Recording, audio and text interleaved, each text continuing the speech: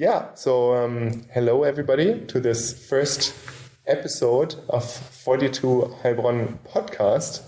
I'm sitting here with two of our students and Roland Philippsen, who is our guest from Switzerland today. And my name is Thomas. I'm the CEO of 42 Heilbronn. But before we start, I'll hand over to the producers of the podcast to introduce yourself and tell us a little bit about the project. Yeah, hello, my name is Steffen Kienzle. I'm a 42 student, started in August of 2021. I've been studying part-time at 42 Heilbronn for the better part of 1.5 years now. Excited to be here. Yeah, and I'm Jad Malouf, and I'm a pretty new student. I started in March of 2022, and just really excited for the whole journey. Yeah. Awesome, and tell us, for how long have you been planning this podcast? We've been planning it for the better part of 2 days. It was a pretty spontaneous decision. In the end, we just pretty much asked Thomas on the fly whether he would be available for a podcast, and he was available right away. Even came with a friend of his. Yeah, I'm in town for Slushed, or I was in town for Slushed, and yeah, can always strike the iron while it's hot and do more stuff. What do you think about Slushed? I think it was great. It was really good. Maybe we should tell the listeners what Slushed is, in case they haven't been there or haven't heard about it. So Slushed is an event that was held by the Heilbronn campus founders. It's a startup, transformation, new work, educational offer here in Heilbronn. Oliver Harnisch, the CEO, had the idea to apply to this international format of a startup conference that's usually held in Helsinki every winter.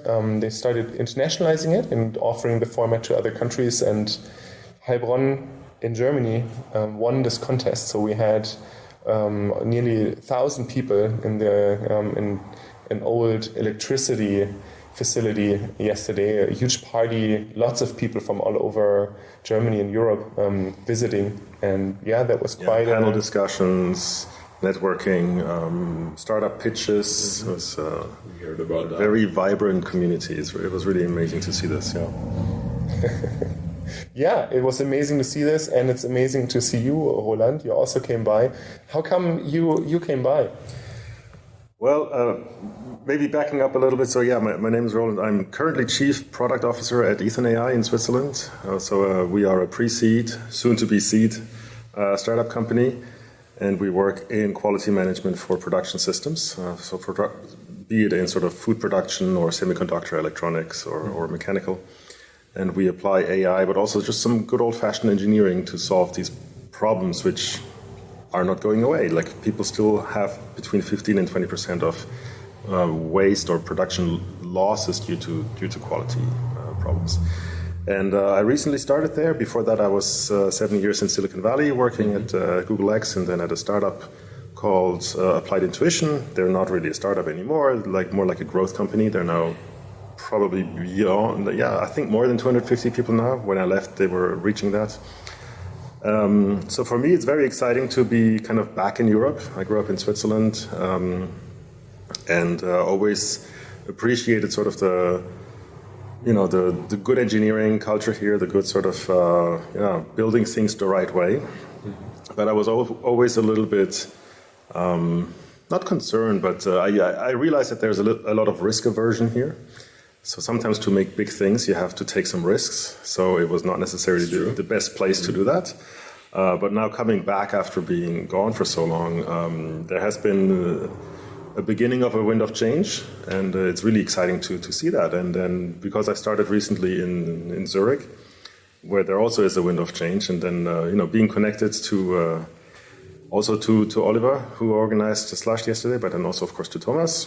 There seems to be something in Heilbronn that is happening, so I had to come and see it and check it out for myself. And I was not at all disappointed. It was very good.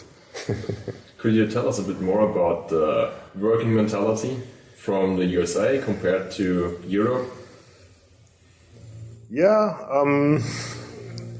I guess there are many differences. There are also some like if you look at the people who really want to have a positive impact on their lives or on life on the planet, there's actually a lot of similarities too. So I feel that many people who are driven to have have a good impact, they have similar attitudes when it comes to picking something that you love and then really pushing, like really applying yourself hard, be it in order to learn the right skills or in order to sort of find out what is the right thing to build or to push out there. Generally, I feel that the culture in Silicon Valley in particular is still much more high-paced, very aggressive in terms of innovating fast and not being afraid to fail.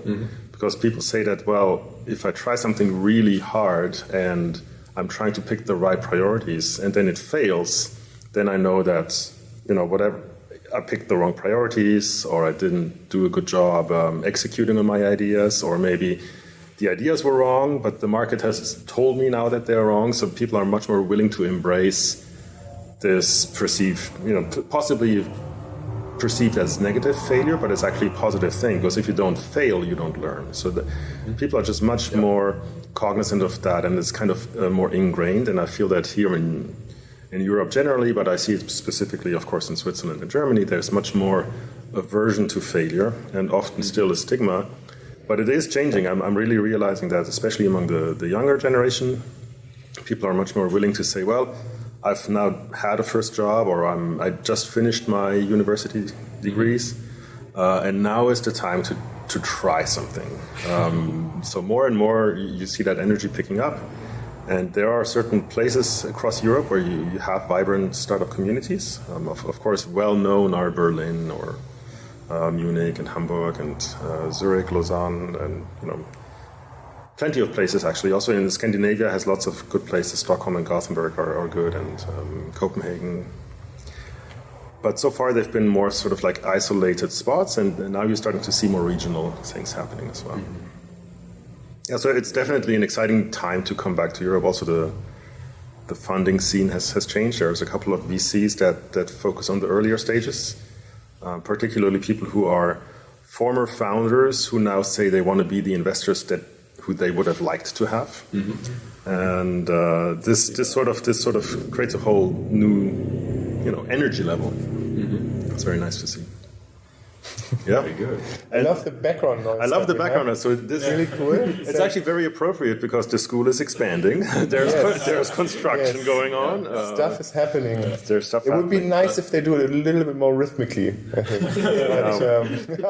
We can talk to them later. But just maybe to chime in on what you said, and I think it's like number one is that we always assume that Silicon Valley has a uniform culture, and I can definitely say like there's places with different speeds and different types of people. So if you walk into Andresen Horowitz, a consulting agency, one of the top-notch guys, I interviewed with them and quickly walked out again.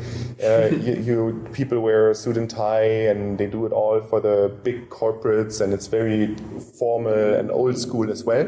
So that also exists. At the same time, there's these fast, high-paced environments when you really are in a startup or in a company or in a team where it's very much focused on tech.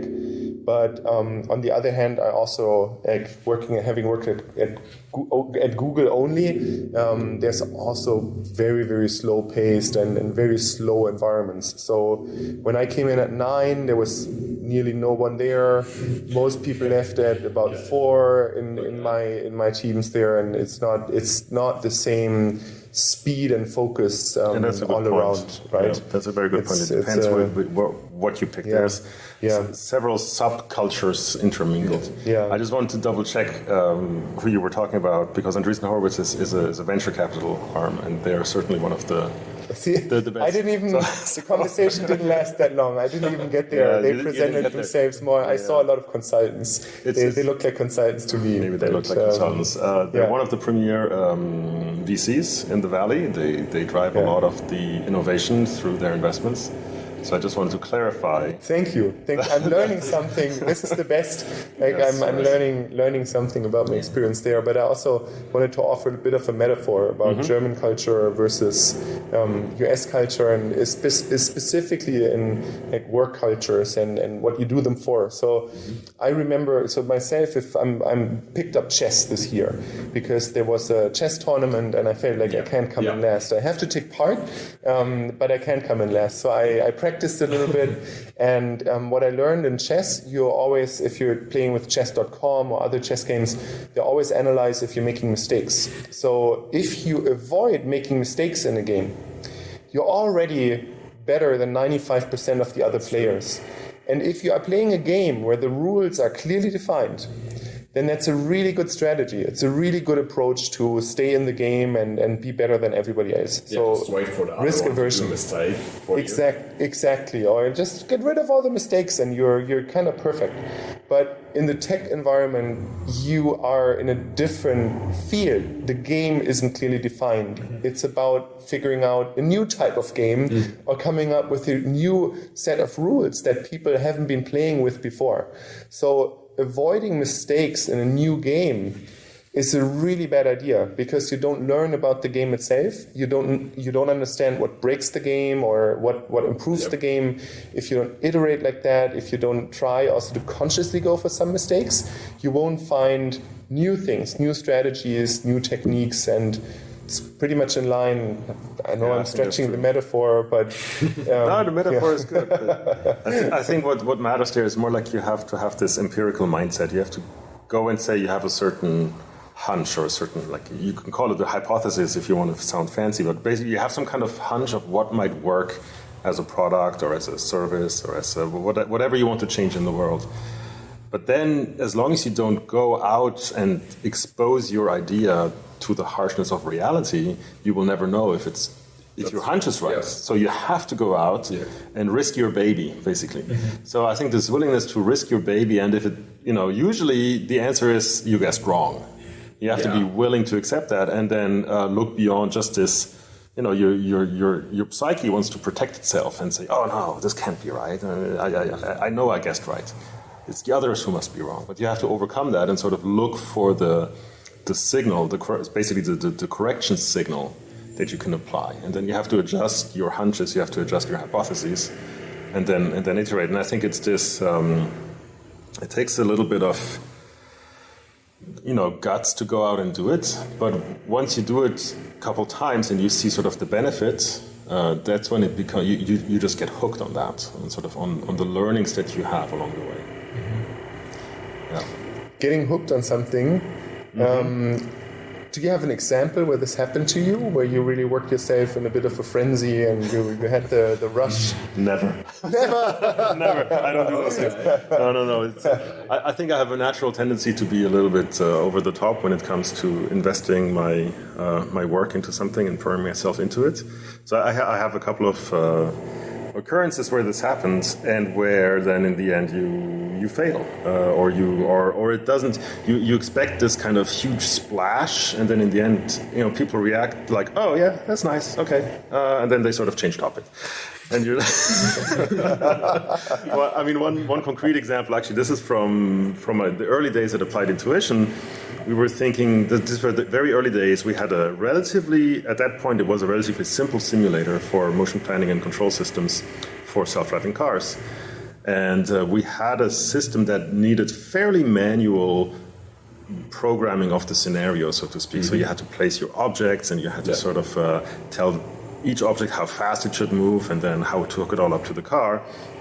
And it was just very tedious to build, not particularly tedious, like old-fashioned simulation companies, it would take days to build a scenario. For us, it would just be sort of maybe minutes, like several minutes, but some minutes. But we were imagining doing it much faster. So I came up with the system to sort of have like a combinatorics approach built into the scenario description language, where you can say, I have a region where pedestrians spawn, and I have a region where they want to go, and I have a region where cars spawn and where they might want to go, and built up this elaborate system of describing that, and then just sort of clicking generate scenarios, and it would just, from one high-level description, it would spit out thousands. And I was proud of that thing. It took probably about a good week to build. But then it turned out that in the end, it was a good sales demo, but it was never used in practice. So instead of spending a week on that, we could have just hacked something together much more easily, used it for sales demos, and then if people had wanted to use it, then we could have improved upon it, right? So that was one of the early learnings, and it wasn't even all that bad because I just sunk 1 week into it. But imagine if you have a project where you sink like months and months into it. During that time, it's not even that you wasted your time. It's you could have been doing something else during that time that would have taken off, right? Mm-hmm. So I think that's the kind of mindset you have to develop. And sure, we can talk about it, but I think you just have to live it once or twice until it really sinks in. You have to accept that kind of mindset. Yeah. You have to go out there and then pour yourself into something, and then it doesn't pan out. And then you have to not do the easy thing and say, oh, the other guys are wrong, they just don't see my genius. No, you have to say, oh, I messed up, but why did I mess up? Yeah, it's a really humbling experience. Oh, yes, absolutely. Yeah. But once you learn that, in the end, you learn something. You learn that, oh, I should really get better at prioritizing to first build like a more minimal thing and just try it out. Yeah. And of course, in the startup world, that's somewhat of a mantra. You can read books about it, right? You can have podcasts about it, but you just have to go and do it. Yeah. And I'm also have to add in. I'm a very slow learner, so for a very long time I keep thinking the other people are stupid. It's not me. Okay. I think it's the different. It's like the opposite. Like if you're a slow learner, don't you have to feel that you're stupid and you're not? Yes. No, that's true. It's just, I used it for the pun, but it's actually not too far off. So my job was not in coding. My job was more for actually consulting. So we're back to the topic. I thought that's why those guys asked me as well. Again, it was a misunderstanding.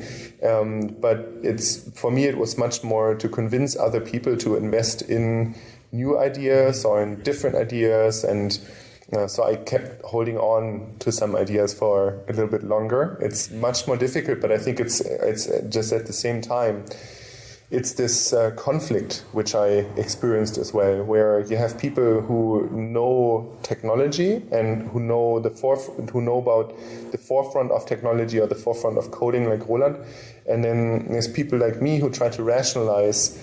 There's millions of dollars or billions that can be spent on innovation, but how do you really spend it?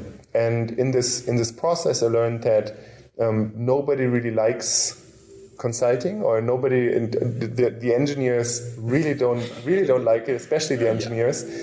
That was an interesting experience. It was interesting to communicate and to help other people who are not coding how ideas are important. And the most interesting insight I got is when I talked to coders that the thing that they feared the most, so what they wanted was free space to develop ideas, which I really respect. And the thing that they really, really were afraid of is getting that funding, getting those millions of euros of support to build the product or to ship it by marketing, and get what we call management attention. So management attention, and this is a funny thing. It's like it's kind of a really, it's not a good thing. For some technologies and for some of the, let's say, product building or for the engineering process, when somebody else starts to dictate or starts to get into your hair and starts to direct where a product has to go, even though the technology really doesn't support it. And that's something I observed a few times. I don't know how much work you had to do with product management. Yeah, it's always a balance. So I do feel that product is a very important piece of the puzzle. That's why I also, in my current job, I explicitly picked a product role.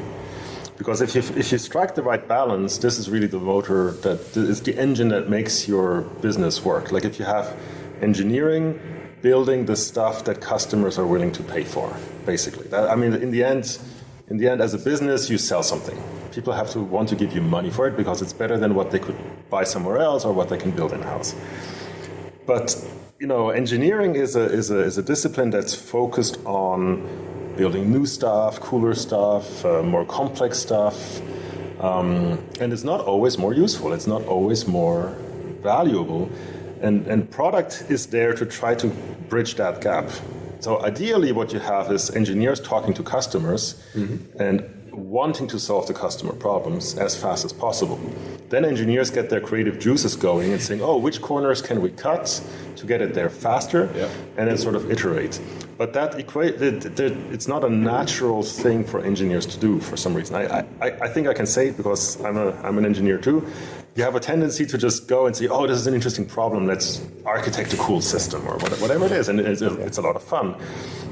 But you need somebody to sort of keep you honest about, well, but why are we doing it? Can't we do it slightly differently? And that's really where product comes in, because the product is trying to understand what are the underlying problems of the customer and how can we satisfy those needs, be it pain points or sort of ideas for new workflows. And that's where the tech comes in. So it's really sort of bridging that gap, the communication gap. Between the customer and the engineers. The customers and the engineers. And then if you do it right, you can build up an engineering culture where the engineers go and seek out that interaction with the customer. It's something that we've succeeded at building at Applied Intuition, which is what I think that's the key reason why that company is going so well, because we've been able to sort of bake that in. It takes a bit of a mental shift to do it, but if you're able to do it, you can really go far. What would you say? What was it like at Google? Was it something similar to that, or was it a bit worse? Well, my role at Google wasn't focused, as I said, on coding. It was more about reflecting the logic of the organization and trying to deal with the challenge that we had at Google starting around 2012-13 that we had, we called it empire builders. So we started having different product organizations. It was almost like having different countries. Each product, so for example, Android was one empire. We had maps, we had a couple like product areas, you might call them. But it was really different products, and you had this situation where every product kept their stuff to themselves. YouTube was another one. Everyone had a different background. Everybody had a different culture. YouTube is very much marketing focused and was never really about solving big challenges except for putting up ads. Sorry, YouTube team. But it was. It was really, for me, it was all different animals, and not just for me, but also for executives. So at the time, my job was really, I always had very simple questions, tried to ask very simple questions, and had managers and directors and people who did the same, and just go out and say, how many users do we have? And it was a revolutionary idea at the time. It's like in search, it's like, how many users do we have? Oh, go to the specialists or the engineers. No, we don't measure it. It's like, okay, but can you give us some proxies? Can you give us some idea of how many users we have? Oh, that's really tricky, and we could do this and that, and then, okay, then you go out, then you start to negotiate, you have different definitions of what a user could be, you have one-day active users, like people who are using the product on a given day. You can also measure it with cookies on the web. But then, the problem starts, the experts come, the statisticians run over you and say, oh, well, but there's logged in cookies and logged out cookies, and it's all very complicated. But still, all of a sudden you realize we are an engineering company, like you said, Roland. We have a product organization, and we try to build products for users, but we can't identify those users. We can't really count them. It's very difficult for us to also assess whether a product is successful or not if we base it on the user. It's easy to generate more and more interactions with the product. That can happen when it's crappy, or if it's good, you don't really know. So, if the product is crappy, so the German Bahn, for example, you have to click on those buttons a lot. But if you want to get a simple ticket, so, some analysts might sit there and say, oh, it's great, they're really engaging with our front end. But in reality, it's a pain in the ass. And it's the same, it started to be the same for Google products, where everybody started running into their own universes, and the teams didn't talk with each other anymore. It was huge teams too. When I joined a couple of those teams, they had thousands of employees and thousands and hundreds and sometimes thousands of engineers that weren't really necessarily talking with each other frequently. So my job was a different one. It was really the logic of the company, communication within the company, understanding for executives of what's actually going on in my product. Is it successful or not? What is it supposed to do? So I tried to help a couple of executives with coming up with the vision, making the right investments. We did a lot of those, started the project Next Billion Users, where we focused some of the engineering efforts on products in India or Brazil. It was really interesting. It had its own challenges, and I wouldn't call it like company engineering, but it certainly was. I think it was a piece to the puzzle. But I think company engineering is maybe not bad. Like you're engineering something in the company. Yeah. One thing that I do feel Google, at least when I was at Google, they still did exceedingly well. Like the number of times where I heard that, Google was a much better company before you ever joined. Like I did hear that quite a bit. I joined them in 2015 or something. So people said that they used to say, I just heard that a lot. But I felt Google was still pretty darn good. And one thing that I felt was very amazing was how individual engineers would really talk about what they're building and why they're building it in a very natural way, as if they had those insights that it's a good idea to build that. And that means, like in a big company like Google, that means that there was a really good communication from the product side to the engineering side. And at that point, it was tens of thousands of people already. So I do think that is really amazing, because it's not obvious how to do that.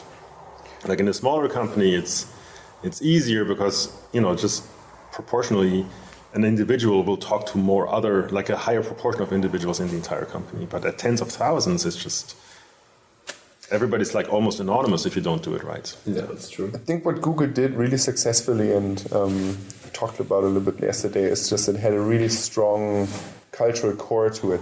There were a few mantras that were around. The "Don't be evil" is something that I really enjoyed, and I was really sad when it was taken away. Felt really like a shift in the company culture. Yes, so it disappeared in 2015 or 16 when Sundar took over. I mean, the official tagline changed, but I think internally it still stayed as one of the. It was still around. It was not publicized anymore. Yeah, but yes, it wasn't. I mean, it was removed from the official. Like we had those 10. This was before your time. It was before my time. See, it happens again. So this is me. But there's like the "Don't be evil" was one example. There were a couple of other mantras where you said, for example, don't ask for permission, ask for forgiveness. Like, try something out, and if it doesn't work, we assume you have good intentions, but you don't have to go each time to your manager and ask for permission to do things. Very important principle that, for smart people, that they try to understand what your job is and do it well, but don't go all the time and ask whether it's okay to do this or that, or seek confirmation. Mm-hmm. Be secure about what you're doing, and that's something that's another example that I really enjoyed. I thought it was good that we had a little bit of a motto of being Googlers, and then they're always, to me, it always felt like we were part of a team. And it's a little bit like at 42, I feel, where we are wearing the swag with pride, and I see so many students walking around with 42. Yeah, and that's a little bit how I felt about it at Google as well. When I had a Google t-shirt, I was also feeling happy wearing it outside and being part of that group. And again, that changed. I remember moving to Mountain View or moving to California in 2013, and this was the shift. It was still okay to do it then, but then we had Google Glass. We had a couple of other things that didn't work out too well in society in the region. And then 2014-15, people. I remember when I left, we didn't do any Google branded swag anymore, because people said I can't wear it outside anymore. And that's such a fundamental shift when people. And maybe people were still proud to work at Google, but when you don't feel you can represent that in the community, that was for me, that felt like a massive shift, because I felt like, what is it? Do I have to be afraid? Or, and then I kept wearing my Google stuff. Yeah, and people were really coming up to me, and they really said, like, "What are you guys doing? You had all these great products, and now it's just crappy." And like, okay, I'm not going to wear my Google T-shirt. Did that lead you to leave Google in the end? Many things did. I think the most important one is that I learned a lot from Google and being at Google. I still believe that today people join Google and think it's an amazing place. What led me to leave Google is the typical bore-out syndrome, that I've been doing my stuff for 14 years. The things I did, I got better and better at, and at some point I just got bored. And if you see the same thing happening over and over again, it's a little bit the doom and the burden of specialization. If you manage to keep your job and your problems fresh, and if you're engaged and excited about the products, the problems that you solve, you can stay in a field for a long time. But if you feel you are, so I really don't get those tennis players who are playing for like 15 years and they're still doing the same thing. I couldn't do that. I think it's also a question of character. Yeah, there's people who are really happy about keeping up the same thing or getting better at it. And for me, it's like if I reach a certain level, I'm at like 90%, or maybe for me it's still only 80%. I don't know. But if I reach a certain level of skill in a field, I'm also getting bored. I'm like, I could read 5 more books, but I can solve the problems that I'm given with what I have. And it's even more exciting if I wait just for another problem to fly in, something different. But for me, it was really like this didn't happen anymore. And so I was at a stage where I was looking for different things, where I realized it's not all numbers and data. And this is how we get to know each other more closely. We got to know each other playing board games, and then at some car ride, we decided in 2018 to pick up music and do something completely different. We liked the same music, and we played DJ's Shadow to each other and things like this. Yeah. And then we're like, hey, didn't you also always think like this can't be this hard? Let's try out, like, let's get some instruments. It can't be this difficult. And now we can say it is difficult, but we did fool around a lot. Yeah. It's like a cool startup. Yeah, you have to try it. And then the nice thing with, I don't know if we should even call it music, we're making sounds. Yes. It's just fun, and you get into this flow state. You're just enjoying, and I think it's there's some parallel there. Like if you're able to, at some frequency, get into a flow state in your work, then you're happy, or at least I'm the kind of person who then is happy.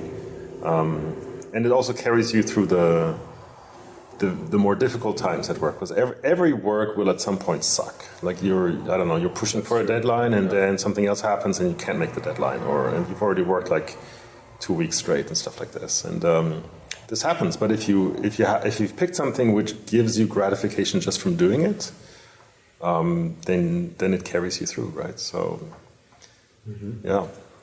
Motivation is very important. It's important that you see what the result is for me. And if you are working in a field where the only result is that your projects or your ideas keep getting shot down, then you also have to ask yourself, like, is it the environment? Is it really like, are they really risk averse? Or then you also go back to yourself and you say, well, maybe I'm also running out of ideas. So it was, for me, it's if you work for a company or on a mission for 14 years and you apply yourself to different problems, I think it was also a time when I realized, okay, like, this is over. I got to search for something new. I have to transform a little bit. And I think this is also something in our field that's very, very important, so that you can stay on top. And for me, it was also, I started feeling like I'm not part of the change anymore. I'm more part of the people who are stuck. I was not really motivated after I dug myself into statistical methods and a couple of technologies. I was like, I'm not going to learn this new thing. It looks really boring. It does the same thing. And then you realize you're stuck on old paradigms, and that's what happened to me as well. So it was your brain was telling you something. Yes. Because when you feel bored, your brain is telling you to pick something else. Yeah. But you have to accept that message too. It's hard. It's very hard. It can hurt. It was a really good environment. I mean, the paycheck was nice, but it's you can't override your brain at a certain point. So what did you how did you come up with 42 then?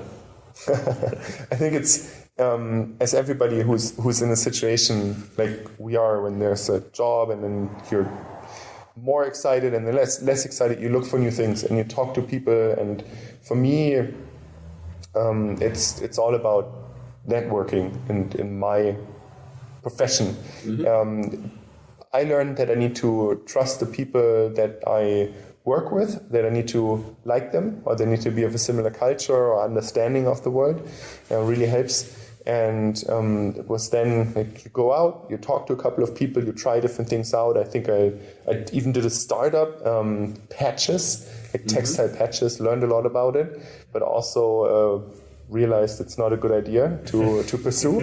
And then Ollie messaged me and said, look, there's a job opening here, Ollie from Campus Founders. Maybe you want to apply. There were a few other applicants, and when I looked at it, it was just felt like a natural fit. It felt like the right next step after working on a product that potentially is good to educate many people, but in the end often didn't. To focus more on a product on environment and ecosystem like 42, where you really offer a few people who are very motivated to thrive and to have a really condensed learning space. Exactly the same thing I experienced at Google at my early years, when other people left already. It was the perfect thing to do, and it was the perfect environment to share what I learned and go to that next level, where you don't just perform as a specialist anymore, but you create an environment, an ecosystem for a team to thrive, and a lot of students to thrive and to grow. That's true. Thanks. So, how did you come up with Heilbronn in general, or 42 Heilbronn? Why not some different kind of city, for example, Berlin? Oh, Berlin, I've lived at, and I wasn't as interested in, because it's a little big and it's very difficult to engage with the community, to connect with the locals or the local scene. It's just gigantic, and it's so fragmented, and that's something that I experienced. I enjoyed it at the time, but with my two kids, they're 11 and 7 now, I was looking for a different experience. And especially now that, when you have some experience and you want to share that experience, I also felt that a community like Heilbronn was good to do that. It's a good community. There's good people in the city that we can work with as students as well, and we did open data days in February, for example. So I really like it because it's dense, because it's very focused, and of course what's happening here with the Dieter Schwarz Foundation and the funding, the educational institutions, Steinbeis, Fraunhofer, Hochschule Heilbronn, the Technical University Munich, DHBW. There's many smart people here, and very condensed space to really get something going. But that's why that's one reason. So I consciously chose it in a way when it was there. But the other one I should really mention was similar for you. I mean, you also left Silicon Valley and the Bay Area, maybe also for similar reasons. Yeah, I think there are phases in life and phases in sort of your own development where certain types of areas are fertile ground or not for you. Mm-hmm. So there's sort of like an impedance matching that you have to be willing to do with your life and where you are. And you have to sort of put in the work to sort of activate yourself and make a change when you see that it's necessary. So for me, for a couple of years, I had been thinking about, well, Silicon Valley is not the perfect environment anymore. For me in my work, it was still going pretty well. But then overall, like life, also with family, we also have 2 kids, and it just didn't feel like the correct overall picture anymore. So then, I think similarly to Thomas, but also I think this is also a pattern that I see in my life, that if there's a need for a transition, I just allow myself to be open to suggestions, and then that's how you meet people, how we come across things. And I had considered also a number of things. I was talking with another startup in the Valley. I was talking with some founders in Switzerland who I could have been a co-founder with. I was just also, of course, entertaining staying at my previous job and sort of looking what's going on there. It's a growing company, so there's lots of space to grow. But just sort of allowing myself to consider all of those options. And then through a friend, I got introduced to Bernhard and Julian, the two founders of Ethan AI, and then it just basically just clicked. We just had pizza together, and we discovered that we have very similar, I don't know, approaches to things. Like, they were like I felt at that point they were like a needle in a haystack sort of situation in Switzerland. You had two young people who said, we'll try to go big or go home. And of course, there's more than just one company in Switzerland saying that, but for them, they also seem to have the right attitude about how to do it. So it seemed to me like a good mix of Switzerland and Silicon Valley mindsets, to be quite honest. And I had also met the lead investor in their pre-seed round. I had met him a couple of months earlier through another friend. And I had already thought that that's a really good fund. They're called Wingman. They invest only in Switzerland. They're a group of former founders who really know what it takes to build a startup. It takes a jackhammer to build a building.